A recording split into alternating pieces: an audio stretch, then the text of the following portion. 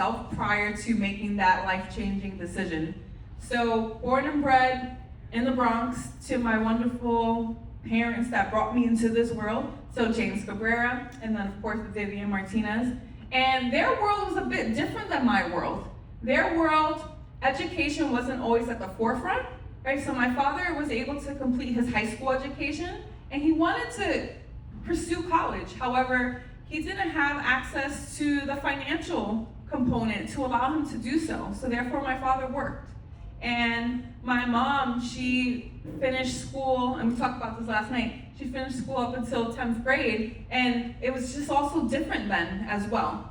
And when I was growing up in the neighborhood, and I was going to high school, there was just a lot of information that was being passed down to me where it was clear that people just didn't know what they didn't know because they didn't have access. They didn't have information as we have in abundance now. So they were working with what they had.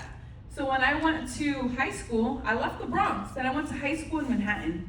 So that's a big deal when you are in your borough and you decide to venture out. It was a big deal that I was taking an hour train ride to go to Manhattan. So I went to I see some head nods. I went to Murray Bertram High School for Business Careers. And I decided I needed to be a marketer. I went there, and the college access guidance area that we had,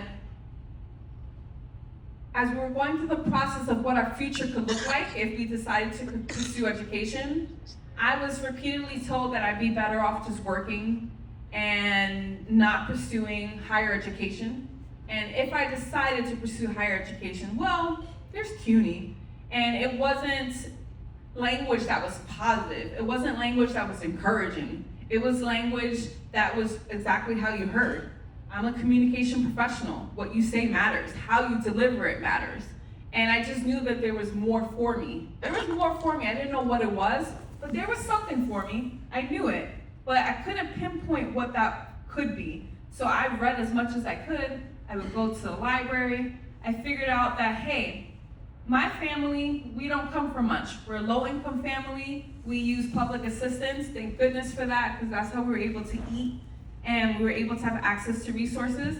However, what I learned early on, and to this day I share, that upbringing that I had didn't necessarily have to determine my future. It could help direct my future, right? It could help me navigate it, but I didn't have to necessarily embody that. That did not have to be who I became.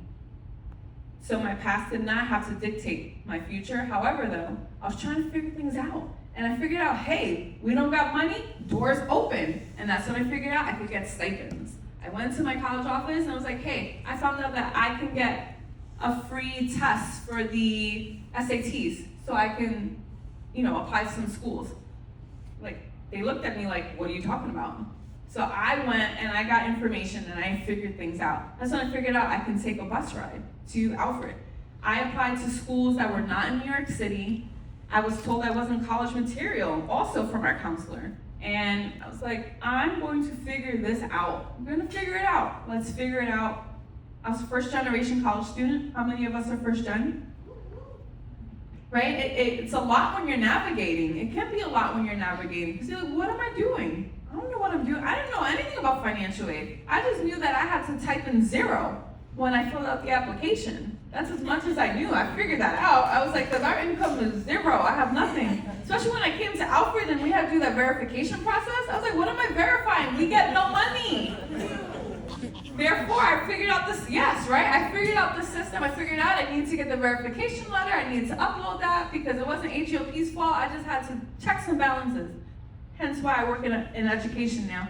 So I figured things out, got here, and I was so grateful to be here. And that's where things started, and Michelle shared that I was unsure. So I want to go to my summer program. Many of you remember your summertime?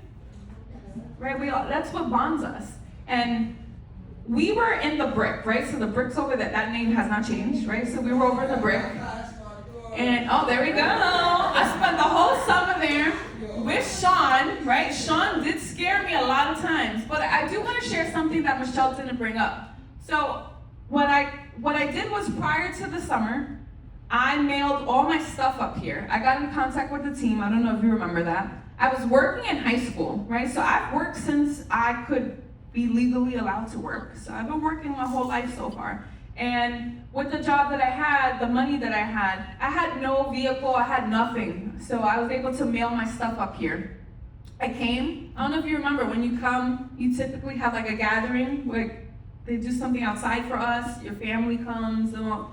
I came by myself, so I took the bus from the Port Authority terminal, came by myself, and I was just sitting on a bench in front of the brick, and I was just like, I'm by myself. I'm like, all right, you can do this. Like, you've done this so far, you got this. Michelle came over and asked me how I was doing. I remember that. I don't know if my eyes were teary-eyed, and then Sean came over.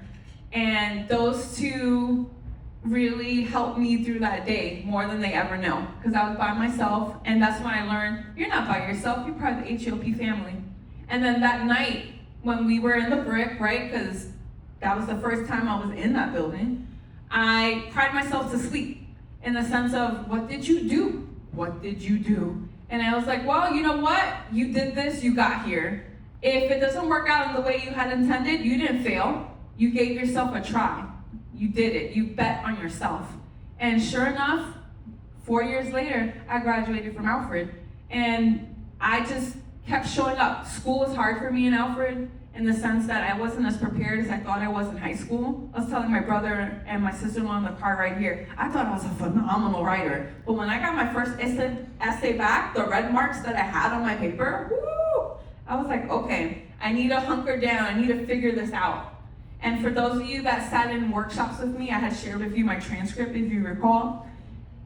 I was working through the motions. I spent all the time in the library, in tutoring. They told me at one point, hey, your GPA is kind of low. You might not be able to stay in HOP. I kept working and working and working and working. I also had to pay the bills, which we were discussing. So I had jobs in Alfred. So I had my work-study job. I noticed that that's public safety now, but there was a time where we had an information desk downstairs on the second floor. I worked there for student activities. I was an RA. So I lived in Reimer. I was told it's called Motzkowitz now, but I lived in Reimer, then I became an RA there.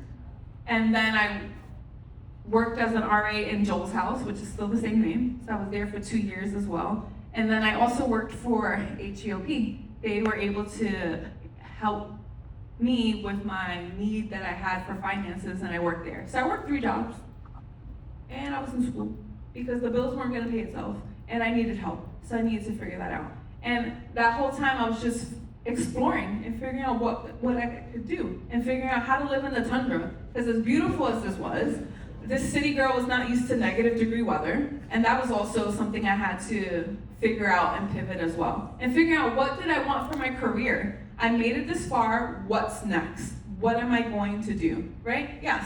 And then you get to your senior year, well, what's next? And I'm just trying to figure this out. And lo and behold, I found out that you could have a career in higher ed.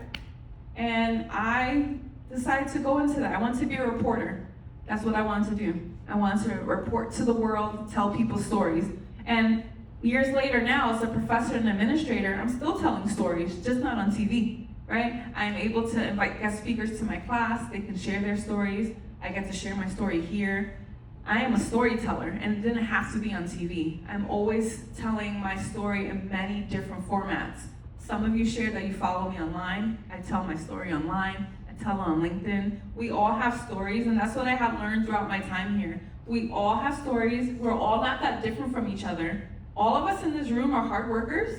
We have goals, and we're working towards them. It doesn't matter how we were brought up, but we do have those commonalities, right? And we're here tonight on this Friday evening, and no one else is here. No one will know what occurred here except for us. And that's our story together that we've been able to formulate. Some of us are strangers, and some of us are not. However, we're all bonded and connected today. And that's what I learned throughout my time in AU, that I was never alone.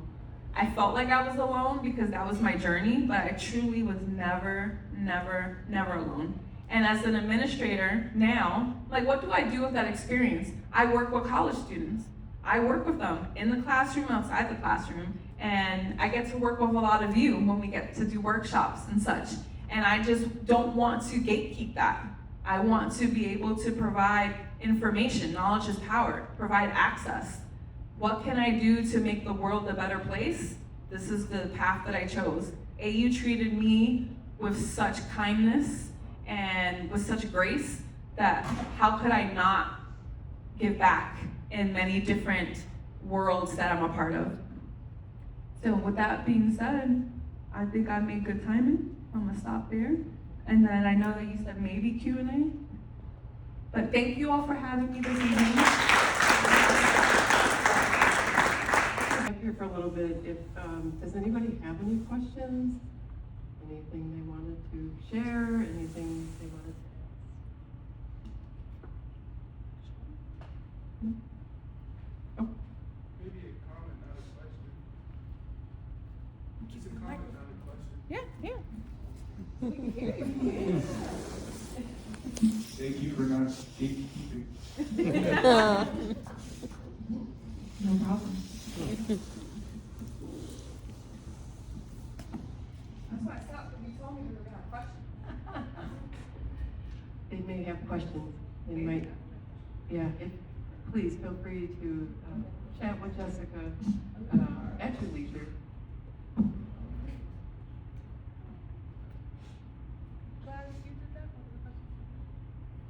I can speak up. How was it transitioning from undergrad to your master's? 'Cause I know you did it right away, so how was that experience? Okay. Well, that was a whole nother story too. So when Alfred, a big transition for me from Alfred to Columbia University was the formatting. So in my courses, we use MLA, we never use APA. So then I'm like, yeah, I made it to Columbia, here I am. And I'm there, and they're like, hey, you gotta do all your papers in APA format. I had to learn how to do that. And that was a lot just starting off, because I took 6 classes my first semester of my master's program. So I had to teach myself how to do all that. So that was a lot. Also, transition-wise, I know where you're going, right? So culture-wise, it was very different, right? AU, we're in this small community, which I value very much, but I got thrown into a larger community attending Columbia University in the sense that there was a lot of differences when it came to socioeconomic class. I was a financial aid recipient here. When I went to Columbia, I realized that a lot of people actually don't receive financial aid, and a lot of people actually pay tuition out of pocket. I took out a loan to go to Columbia, where a lot of my cohort mates, their tuition was paid out of pocket. So that was also something different for me as well, right? Considering the background that I came from. So I went through a lot that year. I was a first gen master student then, right? First gen undergrad, but then I became a first gen master student. I had no roadmap again. So I was starting from scratch while still trying to excel. But the easiest part, believe it or not, was I excelled in my courses, and comparison to here, I just had more reps. I was able to have more experience, so I was able to get all A's in my courses in my master's program. But time had passed, I was wiser, I had more experience, so I could figure that out. But I was trying to figure it all out, and I worked too, I had to work. So I was working while I was in the program. There was a lot happening, and I share that because of our conversation we had earlier. Yeah, so thank you. I hope that was helpful. Yeah, definitely. Thank you. Yeah.